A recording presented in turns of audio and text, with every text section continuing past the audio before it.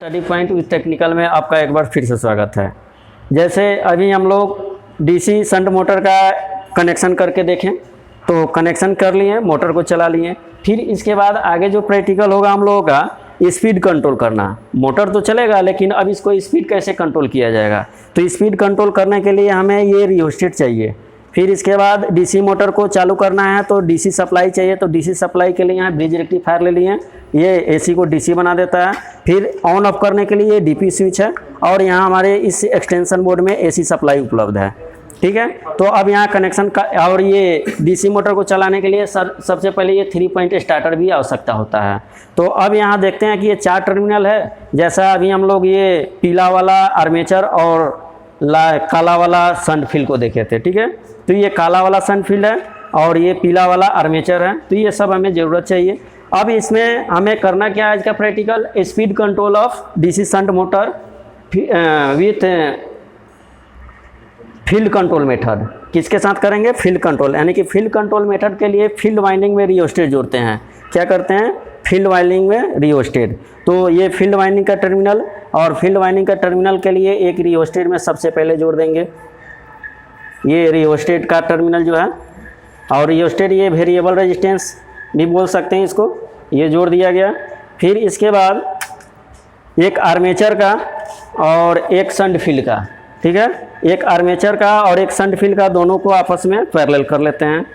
जैसे ये पीला वाला आर्मेचर और ब्लैक वाला शंट फील्ड, ये दोनों को आपस में जोड़ दिए और जोड़ने के बाद यहाँ सीधे सप्लाई के लिए निकल जाता है। ठीक है, तो सप्लाई में यहाँ हमें ये डीपी स्विच से चाहिए, तो यहाँ निकाल लेंगे इससे,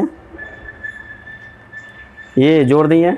अब इसके बाद जोड़ने के बाद यहाँ से हम लोग देखते हैं ये फील्ड का दूसरा टर्मिनल इससे और दूसरा टर्मिनल का जोड़ देते हैं एमीटर से। एमीटर यहाँ दिखाई दे रहा है, ये एमीटर का सिरा यहाँ जोड़ दिया जाता है।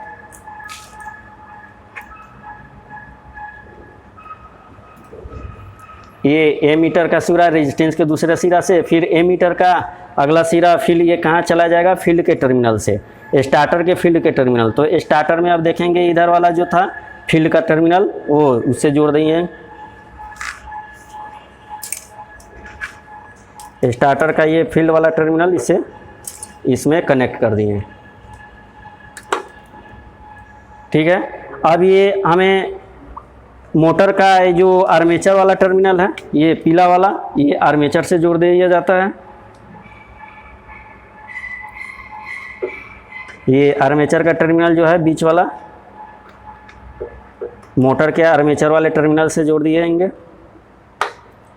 अब इसके बाद यहाँ एक एल रह गया, तो एल जो है सीधा सप्लाई के लिए निकल जाता है। तो सप्लाई के लिए हमें ये डीपी स्विच का जो टर्मिनल है वहाँ से लेकर के जोड़ देते हैं एल वाला, इस टर्मिनल से।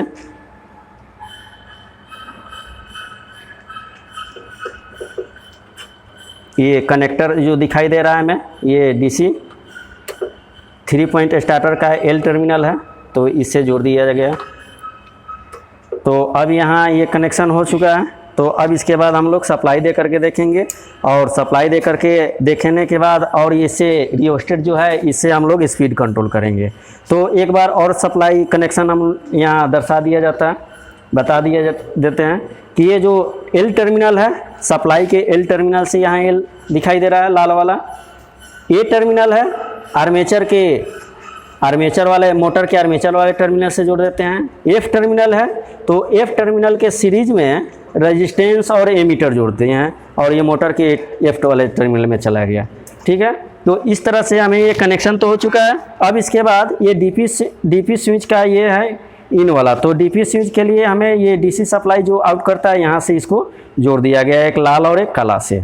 अब यहाँ जैसा कि ये दिखाई दे रहा है ब्रिज रेक्टिफायर, ये ब्रिज रेक्टिफायर को एसी को डीसी में बना करके हम लोग चालू करते हैं। तो अब यहाँ सप्लाई हो चुका है, कनेक्शन हो चुका है। तो सप्लाई दे करके यहाँ हम लोग देखेंगे तो ये इसमें लगा रहे हैं। ठीक है, तो लगाने के बाद यहाँ सप्लाई दे रहे हैं। अब स्विच ऑफ है। फिर इसके बाद इस एमीटर के द्वारा हम लोग ये रेजिस्टेंस करंट माप सकते हैं। ठीक है, तो अब ये ढक्कन इसको लगा देते हैं इसमें स्टार्टर के। स्विच को यहाँ ऑन करते हैं, ऑन किए और रेजिस्टेंस को पहले हम लोग 0 पॉइंट पे रख लेते हैं, ठीक है। ये 0 पॉइंट इधर करेंगे तो 0 पॉइंट होगा, ठीक है। अब यहाँ स्विच को ऑन किए, ऑन हो गया। ऑन होने के बाद अब स्टार्टर के हैंडल को घुमाएंगे तो मोटर घूमना चालू होगा, ठीक है। ये मोटर चलना शुरू कर दिया और इस तरह से हैंडल को धीरे धीरे ये लास्ट पॉइंट पे रख देते हैं। अब स्पीड जो नॉर्मल स्पीड है उस तरह से चल रहा है। अब इसके बाद इस रेजिस्टेंस को धीरे धीरे बढ़ाते हैं तो देखिए स्पीड बढ़ रहा है, आवाज़ ज़्यादा करने लगा। फिर और बढ़ाएं तो स्पीड बढ़ गया, फिर और बढ़ाएं स्पीड बढ़ गया, और बढ़ाएं स्पीड बढ़ गया, ठीक है। तो इस तरह से हमें गति प्राप्त हुआ। तो अब यहाँ हमें ए मीटर जो लगा हुआ है इसका रीडिंग देखने के लिए सही से नहीं दिखा रहा है, तो इसके लिए हम लोग यहाँ मल्टीमीटर, डिजिटल मल्टीमीटर के द्वारा ए मीटर पर सेलेक्ट कर लिए और इसके द्वारा हम लोग ये करंट को देख सकते हैं। तो इसका जो टर्मिनल है स्कोप इसमें लगा लेते हैं और लगाने के बाद इसके द्वारा हम लोग करंट को देख सकते हैं, ठीक है। तो अब यहाँ ये टर्मिनल, पहले रेजिस्टेंस को हम लोग नॉर्मल स्पीड पे ले लेते हैं। अभी हमें नॉर्मल स्पीड है तो नॉर्मल स्पीड में हमें ये दिखाई दे रहा है माइनस में, तो इसका स्कोप बदल लेते हैं तो प्लस में हो जाएगा, ठीक है। ये मल्टीमीटर का स्कोप जो बदल देंगे तो प्लस में दर्शा रहा है। ये अभी नॉर्मल स्पीड में हमें 0.05 दिखा रहा है, ठीक है। तो रेजिस्टेंस अब की एकदम कम है, नहीं के बराबर, 0 के बराबर। जैसे जैसे इसका रेजिस्टेंस बढ़ाएंगे स्पीड बढ़ेगा और करंट कम हो रहा है। फिर रेजिस्टेंस बढ़ाएं, स्पीड बढ़ गया, करंट कम हो गया। फिर रेजिस्टेंस बढ़ाएं, स्पीड कम हो गया, स्पीड बढ़ रहा है, करंट कम हो रहा है, ठीक है। तो इस तरह से अब ये लास्ट स्पीड चल रहा है, फुल स्पीड जितना रेजिस्टेंस है। तो अब यहाँ हमें ये प्राप्त हुआ कि रेजिस्टेंस बढ़ा रहे हैं तो डीसी मोटर का स्पीड बढ़ रहा है। इसका मतलब है कि जो डीसी मोटर का स्पीड होगा n समानुपाती 1/5, n समानुपाती 1/5, यानी कि जो स्पीड होगा फ्लक्स के भी कर्मानुपाती होता है। तो करंट बढ़ने से फ्लक्स बढ़ेगा, करंट कम होने से फ्लक्स कम होगा। तो इस तरह से फ्लक्स कम हो रहा है, करंट तो कम हो रहा है, रेजिस्टेंस बढ़ा रहे हैं तो रेजिस्टेंस बढ़ा रहे हैं तो करंट कम हो रहा है और फ्लक्स जो है भी कम हो रहा है। तो इसलिए फ्लक्स जब कम होगा तो स्पीड बढ़ेगा। तो इस तरह से हमें डीसी गति का जनरेटर का, डीसी मोटर का स्पीड कंट्रोल हुआ। तो अब ये मोटर को हमने स्विच से ऑफ बंद कर दिया, ये बंद हो गया।